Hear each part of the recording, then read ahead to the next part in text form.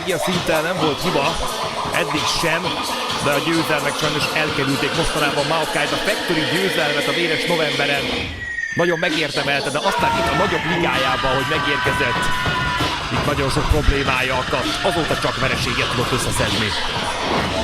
Nagy tehetség a dzsungelkölyök, de nagyon fiatal még és nagyon könnyű súlyú, így nem jönnek olyan könnyen még a sikerek.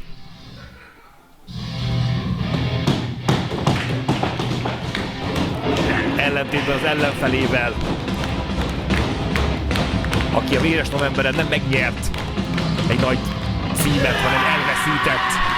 Ő pedig korábbi Revolution, korábbi Tag Team és korábbi HCV bajnok Maverick.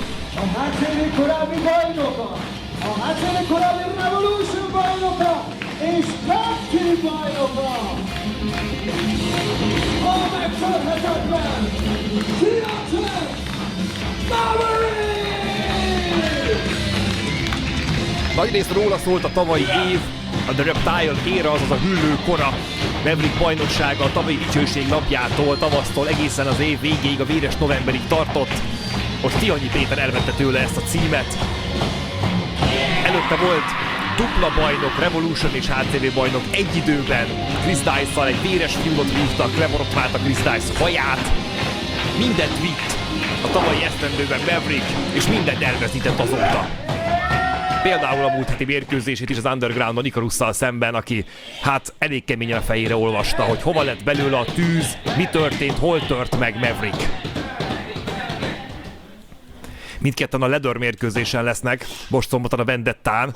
A létrás meccs 6 résztvevővel fog zajlani, és a győztes, aki leakasztja a táskát, ezáltal egy bármikor beváltható sátot kap a HCV Revolution bajnoki címére. Ezt a címet jelenleg Szalai Zoltán birtokolja. Címvédése már nem lesz addig. Úgyhogy a Vendettán dől majd el, hogy a kihívó Ender Kara vagy Szalai lesz a Revolution bajnok.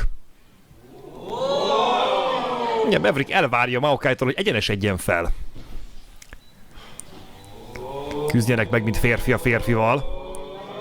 És fel is egyenesedik Maokai, és jóval magasabb, mint gondolnánk. Maverick fölé tornyosult a dzsungelkölyök. A Geek emberen pedig látszik a frusztráció. Az a frusztráció, amire még sokkal jobban rá is erősített azóta Ikarus. Egy lábas dropkick. Azonnal jön a kötélről, Maverick fáradhatatlan. Egy splash, de ez